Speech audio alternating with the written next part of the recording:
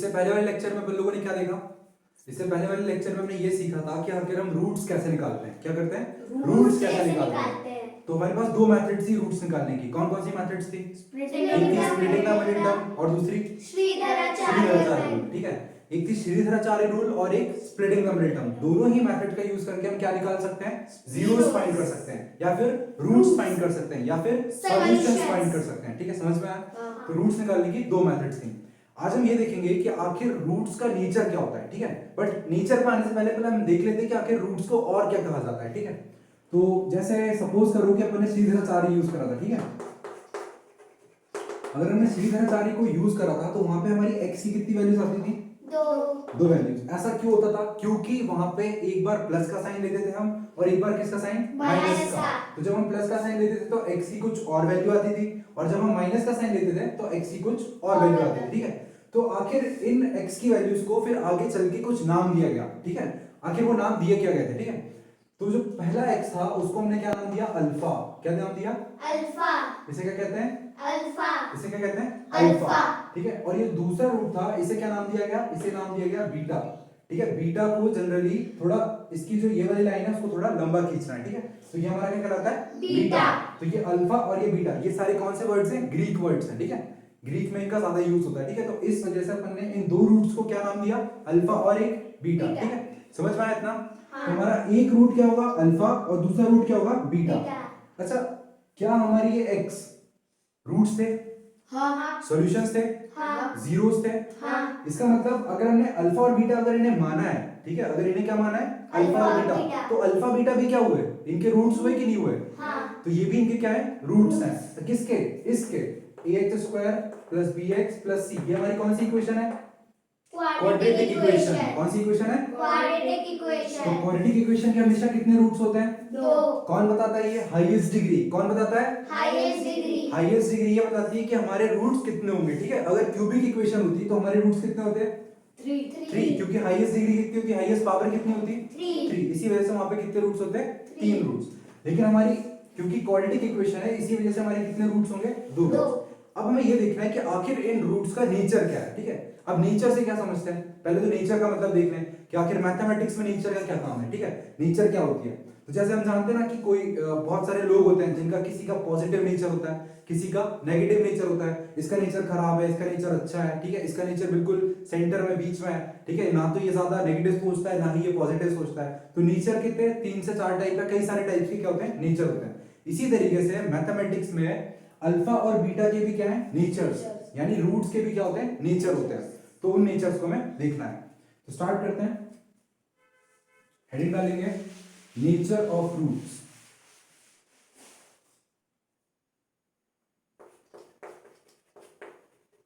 Nature of roots. आखिर जो हमारे दो रूट्स थे अल्फा और बीटा, ठीक है, उनके हमें क्या लिखने हैं? नेचर्स लिखने हैं। ठीक है, आखिर उनका नेचर क्या है? तो मैथ्स में जो नेचर होता है वो जनरली 3 टाइप का होता है। ठीक है, कितने टाइप का होता है? 3 टाइप का। कौन कौन सा? पॉजिटिव होगा, या तो नेगेटिव होगा, या फिर इक्वल टू 0 होगा। ठीक है, क्या क्या होते हैं 3 नेचर? पॉजिटिव, नेगेटिव और या तो 0 के बराबर। ठीक है, अब इसको चेक करने के लिए हमें सबसे पहले पता होना चाहिए डिस्क्रिमिनेंट। क्या? डिस्क्रिमिनेंट। आखिर डिस्क्रिमिनेंट होता क्या है? इसे हम किससे डिनोट करते हैं? कैपिटल डी से। किससे डिनोट करते हैं? Capital D. डिस्क्रिमिनेंट को किससे डिनोट करते हैं? कैपिटल डी से। ठीक है, और इसका जो फॉर्मूला होता है वो होता है b स्क्वायर माइनस 4ac। ठीक है, क्या होता है? b square minus 4ac। अब यहाँ पे जो क्वेश्चन अराइज होगा वो क्वेश्चन क्या आएगा कि आखिर ये abc क्या है? abc क्या है? तो हमारी जो इक्वेशन थी ना ax square plus bx plus c equal to 0, तो यहाँ पे जो ab लिखा हुआ है, abc लिखे हुए हैं, वही हमारे क्या है? यहाँ पे लगने वाले abc।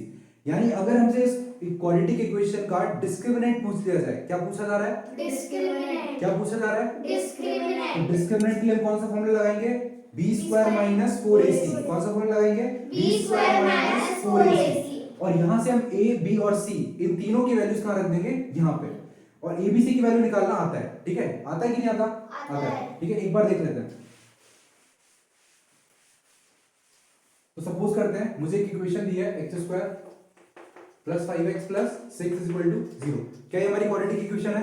हाँ। क्या ये हमारी क्वाड्रेटिक इक्वेशन है? हाँ। अब हमें इसका क्या निकालना है? डिस्क्रिमिनेंट। क्या निकालना है? डिस्क्रिमिनेंट। ठीक है, तो डिस्क्रिमिनेंट निकालने के लिए फॉर्मूला क्या होता है? b square minus 4ac। Formula क्या होता है? b square minus 4ac। अच्छा, और अब अगर हमें a b और c की वैल्यू पता करनी है, आखिर क्या होंगी उसकी वैल्यू जिसको हम यहाँ पे सब्स्टिट्यूट करेंगे, तो हम क्या करेंगे? यहाँ पे लिखेंगे ax स्क्वायर प्लस bx और प्लस c। अब हम यहाँ पे क्या कर रहे हैं? कंपैरिजन। ठीक है, क्या कर रहे हैं? कंपैरिजन। और किससे कंपैरिजन कर रहे हैं? स्टैंडर्ड इक्वेशन से। ठीक है, क्वाड्रेटिक इक्वेशन की स्टैंडर्ड इक्वेशन होती है ना, जनरल फॉर्म जो होता है। अब अगर हम देखें तो यहाँ पे क्या लिखा हुआ है बताओ? x स्क्वायर के बगल में क्या लिखा है? 1। यानी x स्क्वायर का कोएफिशिएंट क्या है? 1। ठीक है, अगर हमसे पूछ लिया जाए कि what is the coefficient of x square, तो वो कितना है? 1। ठीक है, कितना है? 1। इसको और क्या कहते हैं? इसको और क्या कहते हैं? जो सबसे आगे होता है उसे क्या कहते हैं? Highest power.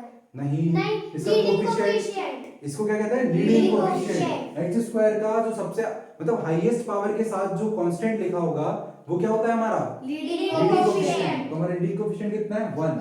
तो a की वैल्यू कितनी है? 1। b की वैल्यू कितनी है? 5। और c की वैल्यू कितनी है? 6। और हमें सारे साइन लेके चलना है। क्या लेके चलना है? साइन। तो हम यहाँ पे लिख लेते हैं a की वैल्यू कितनी है? 1, b की वैल्यू कितनी है? +5, इसकी +1 और c की वैल्यू +6। तो इस तरीके से हमने देखा कि a b c की वैल्यू कैसे निकाली जाती है। अब जस्ट हमें क्या करना है? सिंपली इसमें क्या करना है? सब्स्टिट्यूट। क्या करना है? सब्स्टिट्यूट। ठीक है, तो जैसे ही मैं इसको यहाँ पे रखूंगा तो d की वैल्यू कितनी आएगी? b का स्क्वायर करना है। b की वैल्यू कितनी है? 5।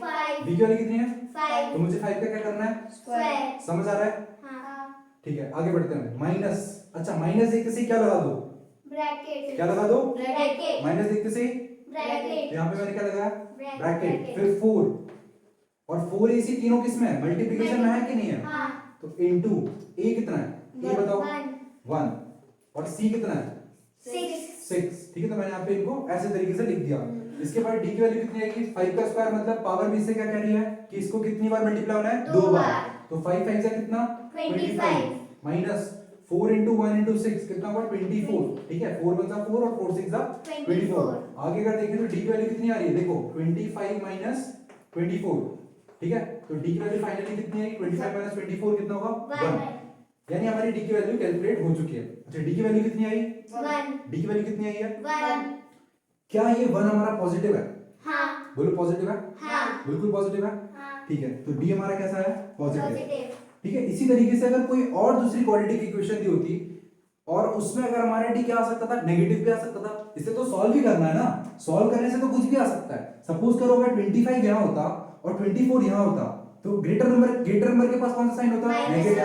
तो आंसर कितना आता? -1। -1 आता कि नहीं आता? -1 आने की वजह से d की वैल्यू क्या हो जाती? नेगेटिव। क्या हो जाती? नेगेटिव आ जाती। यहाँ पे कितनी आ रही है? पॉजिटिव। यहाँ पे कितनी आ रही है? पॉजिटिव। और क्या आ सकती है? नेगेटिव। और एक और आ सकती है, और वो क्या? 0। यानी d किसके बराबर आ सकता है? 0 के बराबर भी। अच्छा, तो इस तरीके से हमने सीखा कि आखिर डिस्क्रिमिनेंट कैसे निकालते हैं। अब डिस्क्रिमिनेंट की हेल्प से हम कैसे नेचर पता कर सकते हैं ये देखेंगे। ठीक है, तो सबसे पहले हमने सीखा कि डिस्क्रिमिनेंट कैसे निकालते हैं। तो नेचर ऑफ रूट जो होता है वो किस पे डिपेंड करता है? d पे। किस पे डिपेंड करता है भाई? d पे। नेचर ऑफ रूट किस पे डिपेंड करता है? d पे। यानी अगर हमें किसी भी क्वाड्रेटिक इक्वेशन में रूट्स का नेचर पता करना है तो हमें सबसे पहले किसको देखना पड़ेगा? d को। किसको? d को। d को। और d का फॉर्मूला पता है? बिल्कुल, b स्क्वायर माइनस 4ac।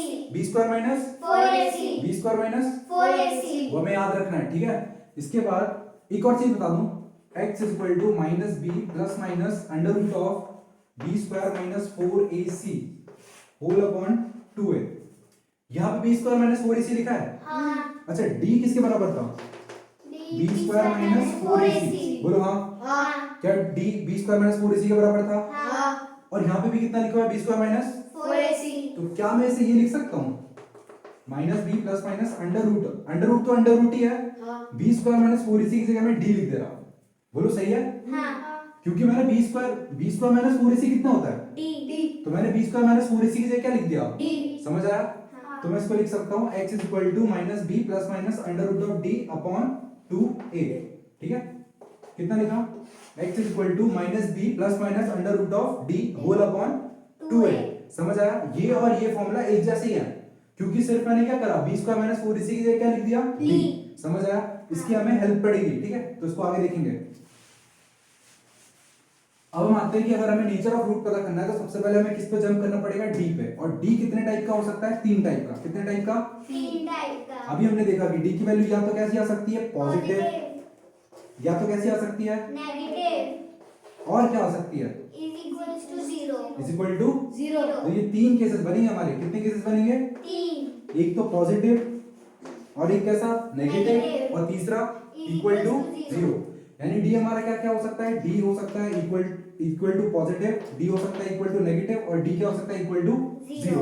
अब हमें ये देखना है कि आखिर इन नेचर से, डी की इन वैल्यू से, पॉजिटिव, नेगेटिव और 0 होने से हमारे नेचर्स क्या क्या बनेंगे। ठीक है, तो अगर हमारा डी पॉजिटिव हो जाए, कैसा हो जाए, पॉजिटिव। अगर हमारा डी कैसा हो जाए, Positive। तो हमारा जो नेचर होगा वो होगा रियल एंड डिस्टिंक्ट।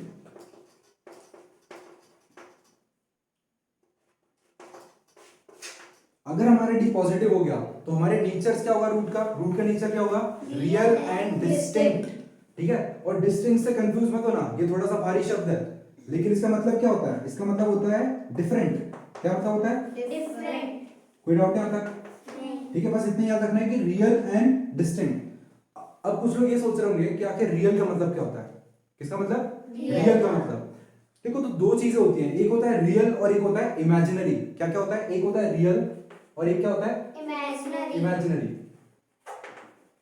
ठीक है, अच्छा किसी ने हैरी पॉटर देखी है, हाँ। अच्छा हैरी पॉटर में सारी चीजें कैसी रहती हैं, इमेजिनरी। ऐसा कभी पॉसिबल नहीं है।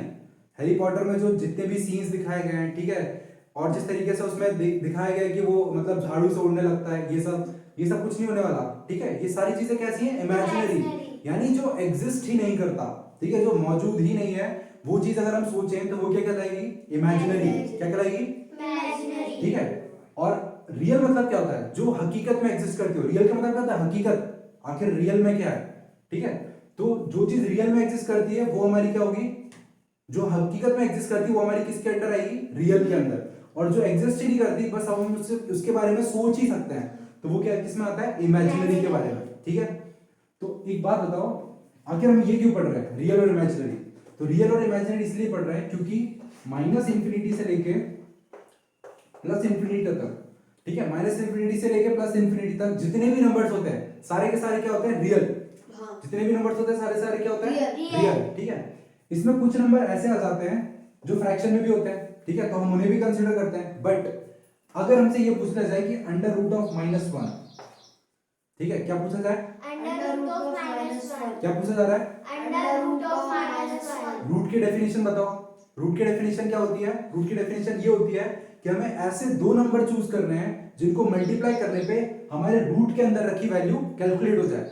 ठीक है, अगर मुझसे ये पूछा जाए कि रूट 16 की वैल्यू बताओ, तो ऐसे दो नंबर जिनको मल्टीप्लाई करने पे हमारा आंसर 16 आ जाए, ऐसे कौन से दो नंबर हैं, 4 4 4 जा 16। तो हमारा अंडर रूट ऑफ 16 कितना आ जाएगा, 4। क्या ये एग्जिस्ट करता है, बिल्कुल, ऐसा पॉसिबल है। जो चीज पॉसिबल है मतलब वो रियल है, समझ में आ रहा है। जो चीज पॉसिबल ही नहीं है वो कैसे रियल हो सकती है। हैरी पॉटर पॉसिबल नहीं है तो वो रियल में आ ही नहीं सकता, वो किस में आएगा, इमेजिनरी में। समझ आया कि रियल में रियल वाली चीज का आखिर मतलब क्या होता है, समझ आया। आगे देखते हैं। अब मुझसे ये पूछा गया, क्या पूछा गया, अंडर रूट ऑफ -1। अब ऐसे दो नंबर ढूंढो जिनको मल्टीप्लाई करने पे हमारा आंसर -1 आ जाए, 1 और -1। सपोज करते हैं पहले तो 1 into -1। अच्छा 1 into -1, क्या ये दोनों नंबर सेम है, दोनों नंबर सेम है, बिल्कुल नहीं है। अगर नंबर लाइन में अगर अपन देखें तो 0 यहाँ आता है, 1 यहाँ आता है, और -1 कहाँ आता है, लेफ्ट हैंड साइड। और लेफ्ट हैंड साइड वाला नंबर राइट हैंड साइड वाले नंबर के बराबर नहीं हो सकता। हाँ, मैग्नीट्यूड बोल सकते हो कि 1 के बराबर जरूर होता है, लेकिन +1 -1 के बराबर नहीं होता। +1 हमेशा किससे बड़ा होगा, -1 से तो बड़ा ही होगा, क्योंकि राइट हैंड साइड कैसे नंबर्स होते हैं सारे, ग्रेटर नंबर, और लेफ्ट हैंड साइड वाले स्मॉलर। तो -1 कैसा है, छोटा। तो हमेशा याद रखना कि 1 इज नॉट इक्वल टू -1, ठीक है। वरना तुम सोचो कि 1 को और -1 को क्या कर दें, मल्टीप्लाई, ठीक है, इस वजह से ये वाली चीज क्या हो जाएगी, गलत। तो ऐसे दो नंबर मिल पाए तुम्हें क्या, जिनको मल्टीप्लाई करने पे हमारा आंसर -1 आ जाए, दोनों नंबर सेम ही नहीं है। हाँ, वो बात अलग है कि 1 और 1 सेम है, बट दोनों के साइन सेम है क्या, तो इस वजह से हमें वो दो नंबर्स नहीं मिलने वाले, और ये पॉसिबल ही नहीं है। और जो चीज पॉसिबल नहीं है वो क्या होगी, इमेजिनरी। बोलो, क्लियर है। इमेजिनरी मतलब समझ में आया, जो पॉसिबल नहीं है। तो हमें सिर्फ ये याद रखना है, सिर्फ एक ही चीज याद रखनी है कि रूट के अंदर, किसके अंदर, रूट के अंदर, स्क्वायर रूट के अंदर अगर नेगेटिव वैल्यू आ गई, किसके अंदर, स्क्वायर स्क्वायर रूट के अंदर अगर नेगेटिव वैल्यू आ गई तो ये वाली क्वांटिटी क्या हो जाएगी, इमेजिनरी। क्या हो जाएगी, इमेजिनरी, इसे क्या कहेंगे हम, इमेजिनरी, इमेजिनरी। ठीक है, इमेजिनरी नंबर्स होते हैं ये, क्योंकि इनका कभी पॉसिबल नहीं है ये सब। ठीक है, समझ आया, हाँ, पक्का। इमेजिनरी मतलब समझ में आया। और रियल तो बहुत ही सिंपल है, जितने भी नंबर्स हमें पता है सारे के सारे क्या है, रियल। और जो हम कैलकुलेट नहीं कर सकते वो क्या हो जाएगा, इमेजिनरी। यहां तक क्लियर होना चाहिए। ठीक है, अब हमने क्या पढ़ा कि d अगर पॉजिटिव आता है तो हमारे रूट्स क्या होंगे, रियल एंड डिस्टिंक्ट। क्या होंगे, रियल एंड डिस्टिंक्ट। और डिस्टिंक्ट का मतलब क्या होता है, डिफरेंट, मतलब अलग अलग। रियल भी होंगे और कैसे होंगे, अलग अलग। कैसे होंगे, रियल भी होंगे और कैसे, अलग अलग। अब आते हैं डी अगर क्या हो जाए, नेगेटिव। अगर डी नेगेटिव हो गया तो हमारे रूट्स क्या होंगे, बताओ। अगर डी की वैल्यू नेगेटिव आ जाए ना तो पता है रूट्स कैसे होंगे, रूट्स होंगे इमेजिनरी। कैसे होंगे, इमेजिनरी, इमेजिनरी। इमेजिनरी मतलब जानते हो, ठीक है, ऐसी वैल्यू जो रूट के अंदर नेगेटिव हो वो क्या बना देती है, इमेजिनरी। ठीक है, अब आगे देखते हैं। अगर डी हमारा क्या हो जाए, जीरो के इक्वल। क्या हो जाए, जीरो इक्वल, अगर हमारा डी जीरो के इक्वल हो गया तो हमारे जो रूट्स होंगे ना, कौन से रूट्स जो होंगे, हमारे जो रूट्स होंगे वो क्या होंगे, इक्वल एंड रियल। क्या होंगे, इक्वल एंड रियल, समझ आया। हाँ, अगर d जीरो हो गया तो हमारे रूट्स कैसे होंगे, इक्वल एंड रियल। इक्वल मतलब जो दो रूट्स आएंगे ना, अल्फा और बीटा, समझ रहे हो।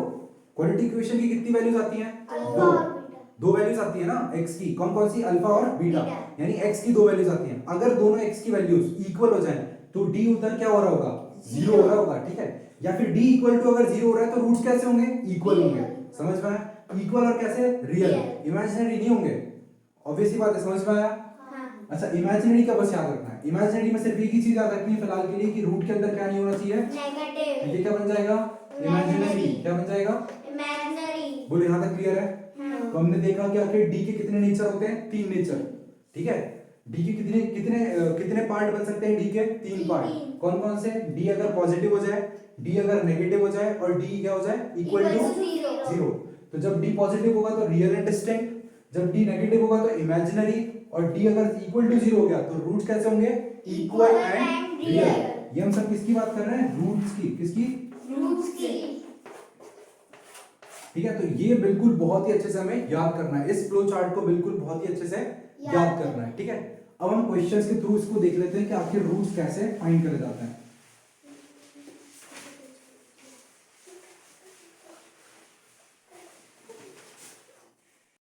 अब हम एक क्वेश्चन देखते हैं। तो हम एक इक्वेशन गिवन है, quadratic x square plus 5x plus 6 is equal to 0। ठीक है, हमें क्वाड्रेटिक इक्वेशन गिवन है। अब हमें क्या पता कर रहे हैं, इसके रूट्स निकालने हैं। पहली चीज तो क्या निकालना है, रूट्स, और फिर रूट्स का क्या पता करना है, नेचर पता करना है। क्या पता करना है, नेचर, तो सबसे पहले हमें क्या पता करना है, find the nature of the roots. ठीक है, क्या पता करना है, find the nature of the roots. तो किसी भी क्वाड्रेटिक इक्वेशन में अगर हमें रूट्स का नेचर पता करना है तो हमें सबसे पहले क्या पता करना है, बोलो, क्या पता करना होता है, डी की वैल्यू, डी की वैल्यू। वेरी गुड, क्या पता करना होता है, डी की वैल्यू, अगर हमें क्वाड्रेटिक इक्वेशन में रूट्स का नेचर पता करना है तो हमें किसकी वैल्यू पता करनी है, डी की डी की वैल्यू। तो हम निकालते हैं सबसे पहले डी की वैल्यू, और डी का फॉर्मूला क्या होता है, बी स्क्वायर माइनस, क्या होता है, बी स्क्वायर माइनस 4ac। अच्छा, बी, ए और सी, इन सब की हमें वैल्यू निकालनी है। तो वैल्यू निकालने के लिए हम क्या करेंगे, कंपैरिजन। किससे, स्टैंडर्ड इक्वेशन से, ax square plus bx plus c equal to 0। यहां से हम किस चीज की वैल्यू निकाल लेंगे, a, b और c की। तो a की वैल्यू कितनी आएगी, 1, b की वैल्यू कितनी आएगी, 5 और c की वैल्यू कितनी आएगी, 6। ठीक है। तो a कितना है 1, b कितना है 5 और c कितना है 6। ठीक है, सारे हमें साइन लेने हैं, सारे के सारे किसके साथ हैं, प्लस के साथ। आगे बढ़ते हैं, d की हमें वैल्यू कैलकुलेट करनी है। तो यहाँ पे हम वैल्यूज क्या कर देंगे, सब्स्टिट्यूट। तो b कितना है ये बताओ, b कितना है, 5, तो यहाँ पे हम रखेंगे 5 का क्या करना है, स्क्वायर माइनस 4, माइनस देखते से क्या लगाएंगे, ब्रैकेट, इनटू a कितना है 1 और c कितना है 6। तो d इक्वल टू 5 5 जा 25, और ये सॉल्व करने पे कितना आएगा, अभी देखा था हमने 24। तो d की वैल्यू कैसे आई बताओ, 25 माइनस 24 1, और ये कैसा है प्लस 1। अभी हमने d की तीन वैल्यूज देखी। ठीक है, d की कितनी वैल्यूज हो सकती हैं, तीन, एक पॉजिटिव, नेगेटिव और एक क्या, जीरो। ठीक है, तो देखते हैं आखिर इसको कैसे सॉल्व करना है। तो अगर हमारी वैल्यू d कैसा आ रहा है, पॉजिटिव, कैसा आ रहा है, पॉजिटिव। इसी तरीके से सॉल्व करना है, ठीक है। एग्जाम में यही पूछा जाएगा, what are the roots of the equation and find the nature of the roots, ठीक है। क्या पता करना है, नेचर ऑफ रूट्स। तो नेचर ऑफ रूट पता करने के लिए हमें सबसे पहले क्या पता करना है, d। और d अगर हमारा पॉजिटिव होता है तो फ्लो चार्ट की हेल्प से हम ये देखेंगे कि अगर हमारा d पॉजिटिव हो गया तो जो रूट्स आएंगे क्या आएंगे, रूट्स। वो कैसे होंगे, रियल और डिस्टिंक्ट। क्या होंगे, रियल एंड, डिस्टिंक्ट। और डिस्टिंक्ट का मतलब क्या होता है, डिफरेंट। Different। दोनों वैल्यूज कैसे आएंगी, डिफरेंट। समझ आया, हाँ। ठीक है। तो d अगर पॉजिटिव है तो रूट्स कैसे होंगे, real and distinct. Distinct। Real का मतलब एग्जिस्ट करेंगे और डिस्टिंक्ट का मतलब डिफरेंट Different। होंगे। कोई डाउट यहां तक? तो यहाँ पे हमने डायरेक्टली क्या पता कर लिया, नेचर। यानी नेचर से हम ये बता सकते हैं कि भाई रूट्स कैसे होने वाले हैं, समझ आया, रूट्स कैसे होने वाले हैं, या तो पॉजिटिव हो सकते हैं, नेगेटिव हो सकते हैं, सॉरी रूट्स ये पता कर सकते हैं कि रियल होंगे या डिस्टिंक्ट होंगे या फिर इमेजिनरी होंगे या फिर और क्या हो सकते हैं, इक्वल हो सकते हैं, ठीक है। तो इस तरीके से हम कैलकुलेट करते हैं।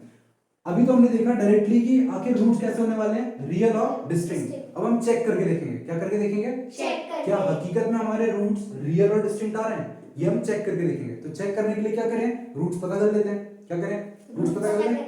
अच्छा, कई मेथड्स, दो मेथड्स होती हैं रूट्स निकालने की। कितनी मेथड्स होती हैं, Splitting the middle term। और श्रीधराचार्य। तो मैं तो श्रीधराचार्य यूज करूंगा, ठीक है। रूट्स निकालने के किसका यूज करूंगा, श्रीधराचार्य। और श्रीधराचार्य का फॉर्मूला क्या होता है, x - b plus minus under root of b square minus 4ac whole upon 2a। x देखो abc की वैल्यू मैं दोबारा नहीं लिख रहा हूं, ठीक है, बहुत ही सिंपल है। माइनस b मतलब माइनस किसका करना है, b का, तो -5 plus minus under root of b square मतलब 5 का स्क्वायर माइनस 4 इंटू a कितना है 1 इंटू c कितना है 6 होल अपॉन 2 इंटू a कितना है 1। इस तरीके से आगे देखें तो x -5 plus minus under root of, देखो इसका आंसर कितना आएगा 25, 5 5 जा 25 और 4 6 जा 24, तो 25 माइनस 24 कितना आएगा 1। यहाँ पे कितना आ गया 1। अच्छा एक और चीज, अभी हमने सीखा था कि d की वैल्यू कितनी आई थी, बताओ d की वैल्यू कितनी आई थी, प्लस 1 आई थी। हाँ। यहाँ पे कितनी आई थी, प्लस 1 आई थी। और अभी हमने देखा कि मैं पूरी की जगह क्या लिख सकता हूँ, श्रीधराचार्य के फॉर्मूले में b स्क्वायर माइनस 4ac को क्या लिख सकता हूँ, तो मतलब यहाँ पे d लिख सकता हूँ, हाँ। है ना, बिल्कुल लिख सकता हूँ। और d की वैल्यू कितनी आई है, +1 यहाँ पे मैं क्या लिख सकता हूँ, +1 under root of +1 upon 2a मतलब 2 इंटू 1 2 ही होगा। आगे देखते हैं, -5 plus minus under root of 1, ऐसे दो नंबर जिनको मल्टीप्लाई करने पे हमारा आंसर कितना आ जाए +1। तो वो कौन से दो नंबर्स हैं, 1 और पॉजिटिव तो 1 होना चाहिए, ठीक है। और d की वैल्यू अगर पॉजिटिव होगी तो हमारे रूट्स कैसे आएंगे, रियल एंड डिस्टिंक्ट। देखते हैं आगे कैसे आते हैं। -5 plus minus under root of 1 का 1 ही होता है और ये whole upon 2 is x is equal to, अब हमें क्या पता करने हैं, रूट्स। और यहां से कितनी वैल्यूज निकलने वाली हैं, दो वैल्यूज। कितनी वैल्यूज, तो एक बार मैं किसके साथ लूंगा, प्लस के साथ, तो x is equal to -5 plus 1 upon 2 और एक बार x is equal to -5 minus 1 upon 2। बोलो क्लियर है। हाँ। आगे बढ़ते हैं, -5 प्लस 1 कितना होता है, -4 -4 अपॉन 2, तो इसको कैंसिल करो तो आंसर कितना है, x इज इक्वल टू -2 कितना, x इज इक्वल टू, -2 और अगर हम इसे सॉल्व करेंगे तो x की वैल्यू देखना कितनी आएगी, देखो माइनस माइनस क्या हो जाएगा प्लस, तो -6 अपॉन 2 और -6 अपॉन 2 को अगर कैंसिल करेंगे तो कितना आएगा, -3 कितना आएगा। -3 तो ये बताओ क्या -2 एग्जिस्ट करता है, हाँ। क्या -2 एग्जिस्ट करता है, हाँ। नंबर लाइन पे -2 होता है। हाँ। अच्छा क्या x इक्वल टू -3 यानी -3 एग्जिस्ट करता है, हाँ। ठीक है। अगर ये भी एग्जिस्ट कर रहा है, ये भी एग्जिस्ट कर रहा है, तो जो चीज एग्जिस्ट करती है वो क्या कहलाती है, वो क्या कहलाती है, रियल। क्या कहलाती है, रियल। तो -2 और -3 क्या है, रियल है। बोलो रियल है। हाँ। अब ये बताओ -2 और -3 इक्वल है क्या, नहीं। क्या है ये, डिफरेंट। Different। क्या है, डिफरेंट। तो हमारे रूट्स आ गए। हाँ। देखो रियल भी है और क्या है, डिफरेंट। समझ आया। हाँ। इस तरीके से हम पहले ही इक्वेशन को देखते से हम बता सकते हैं कि रूट्स कैसे होने वाले हैं, डिफरेंट और रियल, Real। ठीक है। किससे चेक करके, डिस्क्रिमिनेंट से, किससे, डिस्क्रिमिनेंट से। तो इसीलिए डिस्क्रिमिनेंट का यूज होता है कि हम ये पता कर सके कि आखिर रूट्स का क्या होगा, कैसा नेचर होगा, समझ में आया। हाँ। अब आगे बढ़ते हैं, अब मैं एक और एग्जांपल ले रहा हूं।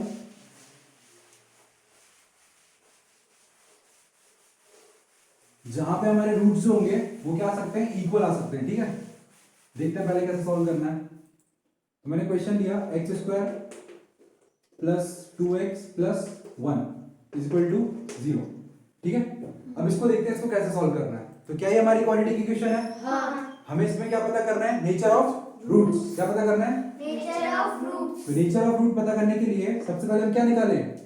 डी की डी की वैल्यू। किसकी वैल्यू? डी की वैल्यू यानी डिस्क्रिमिनेंट। तो डिस्क्रिमिनेंट का फॉर्मूला क्या होता है? B square minus 4ac। ठीक है। तो D equal to B square. B square मतलब किसका स्क्वायर? 2 का स्क्वायर। किसका? 2 का square. X square plus B X plus C. इससे अगर हम कंपेयर करें तो ए की वैल्यू कितनी आएगी? 1 बी की वैल्यू 2 सी की वैल्यू 1। ठीक है। तो बी स्क्वायर मतलब 2 का स्क्वायर माइनस 4 इंटू ए कितना है? 1। सी कितना है? 1 ये बताओ डी इक्वल टू 2 का स्क्वायर कितना होता है? 2 का स्क्वायर 4 2 का स्क्वायर 4 टाइम में लगना चाहिए, ठीक है। 2 का स्क्वायर 4 2 को कितनी बार मल्टीप्लाई करना है? 2 बार। Minus 4 into 1 into 1। 4 अब ये बताओ डी की वैल्यू कितनी आ गई? 0। क्या डी के 3 केसेस होते हैं? हाँ। एक केस होता है पॉजिटिव, एक केस होता है नेगेटिव Negative। और एक केस क्या होता है? Is equal to to 0। 0। तो क्या ये हमारा इक्वल टू 0 आ रहा है? हाँ। क्या हमारा इक्वल टू 0 आ रहा है? हाँ। और जैसे ही डी इक्वल टू 0 हो गया इसका मतलब क्या? इक्वल टू इक्वल रूट्स भाई। क्या? इक्वल रूट इक्वल रूट्स आएंगे। कैसे रूट्स आएंगे? इक्वल रूट ठीक है, इक्वल रूट्स होंगे। कैसे रूट्स होंगे? इक्वल और वो रियल भी होंगे। लिखा है ना रियल एंड इक्वल रूट्स, ठीक है। कैसे होंगे? Real and equal root. समझ आया? अब हम चेक करते हैं आखिर हमारे रूट सच में इक्वल आ रहे हैं कि नहीं आ रहे, वरना हमने तो यहाँ पे सिर्फ देख के बोल दिया, ठीक है। तो चेक करके देखते हैं। तो चेक करने के लिए हम क्या करें? रूट्स निकाल लेते हैं। अब रूट्स निकालने के लिए कितनी मेथड्स होती हैं? स्प्लिटिंग द मिडिल टर्म और श्रीधराचार्य। मैं श्रीधराचार्य यूज करूंगा, ठीक है। तो x equal to minus B plus minus under root of B square minus 4ac whole upon 2a। अब मैं इतना बड़ा एक्सप्रेशन लिखने की बजाय यहाँ पे डी लिख सकता हूँ। हाँ। बिल्कुल लिख सकता हूँ। तो मैं इसको एक छोटा सा फॉर्मूला बना दूंगा। क्या बना दूंगा? छोटा x सा। Equal to minus B plus minus under root of D whole upon 2a। 2a। और डी की वैल्यू में पता थी कितनी आई थी? 0 0। कितनी आई थी? 0। तो x equal to minus B और b की वैल्यू कितनी है? 2। 2। तो minus 2 plus minus under root of 0, 0 ठीक है। और होल अपॉन कितना? 2a। x इक्वल टू अच्छा a की वैल्यू भी कितनी है? देखो 1 है। a की वैल्यू कितनी है? 1 माइनस 2 प्लस माइनस ऐसे दो नंबर बताओ जिनको मल्टीप्लाई करने पे हमारा आंसर 0 आ जाए। 0 0 ही है। 0 को दो बार मल्टीप्लाई कर दो, आंसर कितना आएगा? 0 0। तो हमारा आंसर कितना है यहाँ पे? 0 0। Whole upon 2। अच्छा आगे देखते हैं। 0 का तो कोई सेंस ही नहीं है, 0 का तो कोई सेंस होना नहीं है। पर रूट्स की वैल्यू कितनी आएगी? 2। कितनी वैल्यूज आने वाली है? 2। एक वैल्यू कौन सी आएगी?